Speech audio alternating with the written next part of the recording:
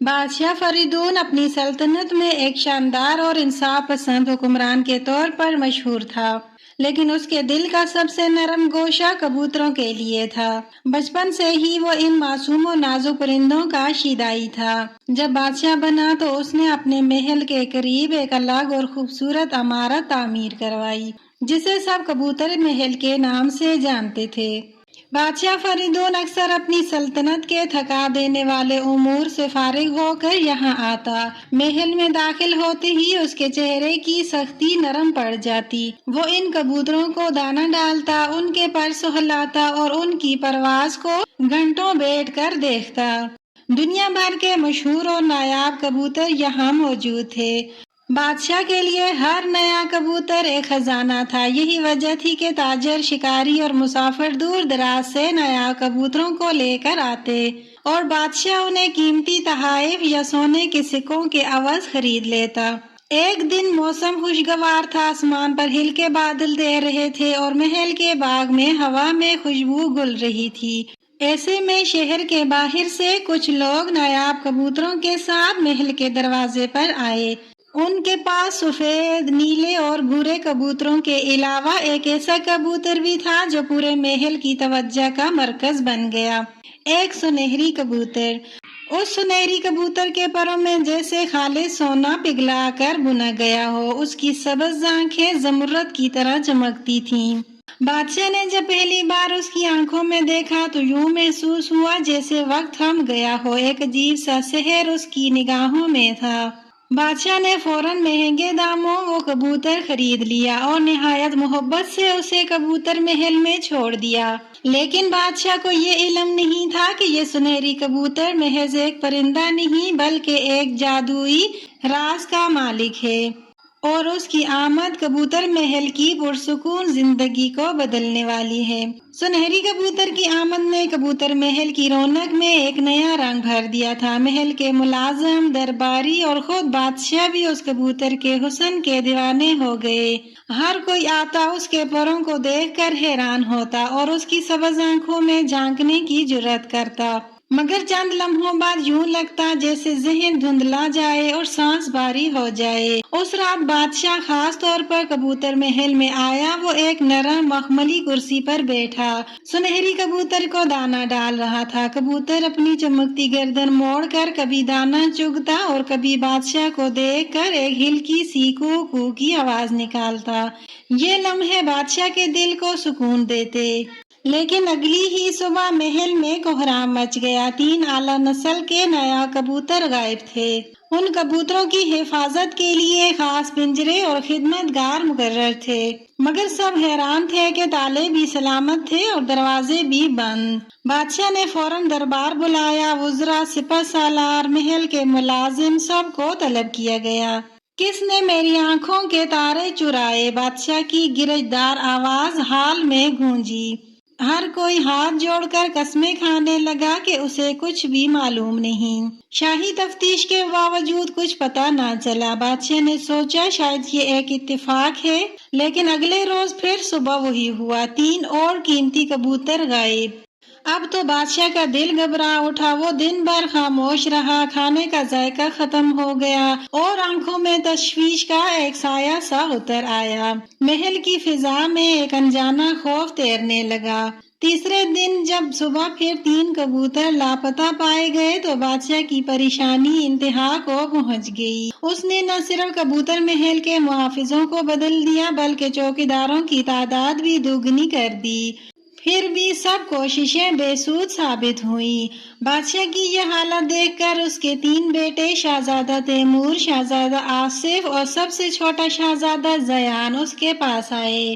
Timur نے کہا، والد محترم، اجازت دیں کہ آج رات میں خود کبوتر محل کی نگرانی کروں۔ میں ضرور اس چور کو پکڑوں گا۔ بادشاہ نے ایک لمحے کو سوچا اور پھر کہا، ٹھیک ہے، آج رات تم دیکھو کہ میرا خزانہ لوٹنے والا کون ہے۔ اس رات چاندنی محل کی دیواروں پر نقری چمک بکھیر رہی تھی۔ شہزادہ تیمور تلوار لیے کبوتر محل میں چکر لگاتا رہا۔ رات کے 12 بجے وہ سنہری کبوتر کے قریب پہنچا۔ جیسے ہی اس کی سبز آنکھوں میں نظر پڑی، ایک عجیب سی ٹھنڈک دماغ میں اتر گئی۔ اور پلک جھپکنے سے پہلے ہی اس کی آنکھیں بوجھل ہو گئیں، وہ وہیں بیٹھے بیٹھے سو گیا۔ صبح جب کبوتر محل کا دروازہ کھلا تو 3 اور قیمتی کبوتر غائب تھے۔ بادشاہ نے غصے سے تیمور کو ڈانٹا، مگر تیمور نے کہا، میں نہیں جانتا کہ کب نیند مجھ پر غالب آ گئی۔ اگلی رات شہزادہ آصف نے پہرا دیا، اس کے ساتھ بھی وہی ہوا۔ سنہری کبوتر کی سبز آنکھوں کا جادو اور 3 مزید کبوتر غائب ہو گئے۔ اب بادشاہ کی حالت بگڑنے لگی، وہ بیمار ہو گیا، بستر پر لیٹ گیا اور ڈاکٹروں نے کہا کہ یہ بیماری فکر اور غم سے پیدا ہوئی ہے۔ یہ دیکھ کر سب سے چھوٹا شہزادہ زیان آگے بڑھا، اس کی آنکھوں میں عزم کی چمک تھی۔ ابا حضور، مجھے اجازت دیں کہ میں آج رات پہرا دوں۔ میں وعدہ کرتا ہوں کہ اس چور کو آپ کے سامنے لا کے رہوں گا، میں بڑے بھائیوں کی طرح نیند کے جال میں نہیں پھنسوں گا۔ بادشاہ نے تھوڑی دیر ہچکچاہٹ کے بعد اجازت دے دی، مگر زیان نے دل ہی دل میں طے کر لیا کہ وہ چور کو رنگے ہاتھوں پکڑے گا، چاہے اس کے لیے کوئی بھی چال کیوں نہ چلنی پڑے۔ اس رات کی چاندنی میں ایک نیا کھیل شروع ہونے والا تھا اور زیان کو اندازہ نہیں تھا کہ اس کھیل میں جادو، دھوکہ اور ایک ایسا راز چھپا ہے جو پورے محل کی بنیادیں ہلا دے گا۔ زیان نے دل ہی دل میں ایک منصوبہ بنا رکھا تھا، اگر میں جاگتا رہا تو جادو مجھے بھی بے بس کر دے گا، جیسے میرے بھائیوں کے ساتھ ہوا۔ اس لیے میں پہلے اپنی نیند پوری کر لوں گا تاکہ میرا دماغ ہوشیار رہے۔ یوں زیان شام کو ہی کبوتر محل میں آیا، ایک نرم قالین پر لیٹا اور گہری نیند سو گیا۔ جب وہ بیدار ہوا تو آسمان پر ستارے جگمگا رہے تھے۔ زیان نے آہستہ سے تلوار نکالی اور آنکھیں نیم وا کر کے سونے کا ناٹک کرنے لگا۔ آدھی رات کے قریب جب سب کچھ خاموش اور ساکت تھا، ایک عجیب سا واقعہ شروع ہوا۔ زیان نے دیکھا کہ سنہری کبوتر نے آہستہ آہستہ اپنی گردن اٹھائی، پروں کو جھٹکا اور اس کی سبز آنکھوں میں روشنی تیز ہونے لگی۔ یہ روشنی عام نہیں تھی، یہ زمردی شعاعوں کی طرح چمک رہی تھی اور اس کے ساتھ ایک ہلکی سی سرگوشی جیسی آواز آ رہی تھی، جیسے کوئی جادو کے الفاظ پڑھ رہا ہو۔ زیان نے اپنی سانس ہلکی کر لی اور چپ چاپ دیکھتا رہا۔ اچانک روشنی اور تیز ہو گئی اور چند ہی پل میں کبوتر کی جگہ ایک لمبا خوفناک جادوگر کھڑا تھا۔ اس کے ہاتھ میں ایک سنہری چھڑی تھی اور آنکھوں میں وہی سبز چمک باقی تھی۔ جادوگر نے چاروں طرف نظر دوڑائی، جیسے یقین کر رہا ہو کہ سب سو رہے ہیں، پھر وہ آہستہ آہستہ پنجرے کے قریب گیا، 3 اعلیٰ نسل کے کبوتروں کو نکالا اور ان پر چھڑی گھما کر کچھ منتر پڑھنے لگا۔ کبوتر ایک لمحے میں ساکت ہو گئے اور پھر دھوئیں کی لپیٹ میں غائب ہو گئے۔ یہ منظر دیکھ کر زیان کے اندر خون کھولنے لگا، مگر وہ صحیح وقت کا انتظار کرنے لگا۔ جیسے ہی جادوگر نے تیسرا کبوتر غائب کیا اور فوراً سے جادوگر کے سامنے آ گیا۔ رک جاؤ ورنہ یہ تلوار تمہاری گردن کا زیور بن جائے گی۔ زیان کی آواز گرجدار تھی۔ جادوگر چونک گیا مگر فوراً سنبھل کر بولا، شہزادے تم جاگ رہے ہو، یہ ممکن نہیں۔ ممکن تو بہت کچھ ہے جادوگر، مگر تمہارے بچ نکلنے کا امکان اب نہیں۔ زیان نے تلوار کی نوک اس کے گلے پر رکھ دی۔ جادوگر کی سبز آنکھوں کی روشنی مدھم ہو گئی، وہ آہستہ سے بولا، میری بات سن لو، میں یہ سب اپنی خوشی سے نہیں کر رہا۔ پھر کون تمہیں مجبور کر رہا ہے؟ زیان نے سخت لہجے میں پوچھا۔ جادوگر نے لمبی سانس لی، میں ایک غریب جادوگر ہوں، میرا بیٹا شدید بیمار ہے، ایک شخص نے اس کی جان بچانے کا وعدہ کیا تھا، مگر بدلے میں کہا کہ بادشاہ کو آہستہ آہستہ کمزور کر کے مار دو۔ میں نے مجبوراً یہ روپ اختیار کیا تاکہ بادشاہ کے کبوتروں پر جادو کر کے اس کی صحت برباد کروں۔ زیان نے حیرت سے پوچھا، وہ شخص کون ہے؟ جادوگر نے ایک لمحہ ہچکچاہٹ کے بعد کہا، وہ بادشاہ کا خاص وزیر ہے۔ وزیر وہی شخص تھا جسے بادشاہ اپنا سب سے وفادار سمجھتا تھا۔ کل صبح تم یہ بات بادشاہ کے سامنے کہو گے اور اگر جھوٹ بولا تو یہ تلوار تمہاری زندگی کا اختتام کر دے گی۔ زیان نے دھمکی دی اور جادوگر کو قید کر لیا۔ صبح کی پہلی کرن جب محل کے سنہری میناروں پر پڑی تو شہزادہ زیان محل کے دروازے سے اندر آیا۔ اس کے ساتھ 2 سپاہی تھے جو ایک زنجیروں میں جکڑے ہوئے شخص کو گھسیٹ رہے تھے۔ وہ جادوگر تھا جو رات تک سنہری کبوتر کے روپ میں تھا۔ बादशाह फरीदून तख्त पर नीम दराज था, चेहरे पर कमजोरी और आंखों में तजस्सुस था। जैसे ही ज़यान सामने आया वो सीधा होकर बैठ गया। ज़यान, ये कौन है और तुम इसे यहाँ क्यों लाए हो? ज़यान ने एहतराम से झुक कर कहा, अब्बा हुजूर, ये वही चोर है जो आपके नायाब कबूतर गायब करता था। दरबार में सरगोशियां होने लगी। वज़रा, उमरा और दरबारी सब हैरान थे। बादशाह ने इशारा किया, बोल तू कौन है? जादूगर ने अपनी नजरें नीची करके सारी बात बादशाह को बता दी। बादशाह के चेहरे पर हैरत और गुस्सा दोनों के आसान नमूदार हुए। कौन है वो जालिम? शहजादे ने फौरन से कहा, अब्बा हुजूर, वो आपका खास वजीर है। ये सुनकर दरबार में एक धमाका सा हुआ। सबके चेहरे बदल गए, निगाहें एक ही सिमत मुड़ गईं।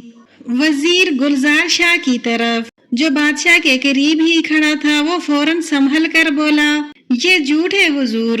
ये जादूगर अपनी जान बचाने के लिए मुझ पर इल्जाम लगा रहा है। बादशाह ने वजीर की आंखों में देखा और वहां एक लम्हे के लिए घबराहट की झलक साफ दिखाई दी। वजीर गुलजार शाह, तुम्हारे पास सफाई का एक ही मौका है, सच बोल दो वरना। बादशाह की आवाज सख्त हो गई। वजीर ने थोड़ी देर चुप रहने के बाद गहरी सांस ली। हाँ, मैंने ये सब किया क्योंकि आपने मेरे बेटे को सिपह सालार बनाने के बजाय दूसरे वजीर के बेटे को वो ओहदा दिया। ये मेरा बदला था। बादशाह ने बुलंद आवाज में हुक्म दिया, वजीर गुलजार शाह को कैद खाने में डाल दो। कल सुबह उसे फांसी दी जाएगी ताकि हर गद्दार को मालूम हो कि सल्तनत में वफादारी सबसे कीमती चीज है। सिपाही वजीर को घसीटते हुए बाहर ले गए। दरबार में खामोशी छा गई। जादूगर ने बादशाह के कदमों में गिरकर कहा, मुझे माफ कर दीजिए हुजूर, मैं मजबूर था। अगर मैं इनकार करता तो वो मेरे बेटे को मार डालता। बादशाह ने कुछ लम्हे सोचा और फिर कहा, तुम्हारा कसूर माफ नहीं, लेकिन तुम्हारी मजबूरी को मैं समझता हूँ। तुम जला वतनी में जिंदगी गुजारोगे। सल्तनत छोड़ दो और कभी वापस मत आना। शहजादा ज़यान खामोशी से खड़ा था, मगर उसकी आंखों में फख्र की झलक थी। उसने न सिर्फ अपने वालिद की जान बचाई थी, बल्कि सल्तनत के सबसे बड़े गद्दार को भी बेनकाब कर दिया था। उस दिन के बाद बादशाह की बीमारी तेजी से कम होने लगी। कबूतर महल में फिर खुशियां लौट आई और सुनहरी कबूतर का पिंजरा खाली रह गया, जैसे वो एक बहुत बड़े भयानक ख्वाब का निशान हो।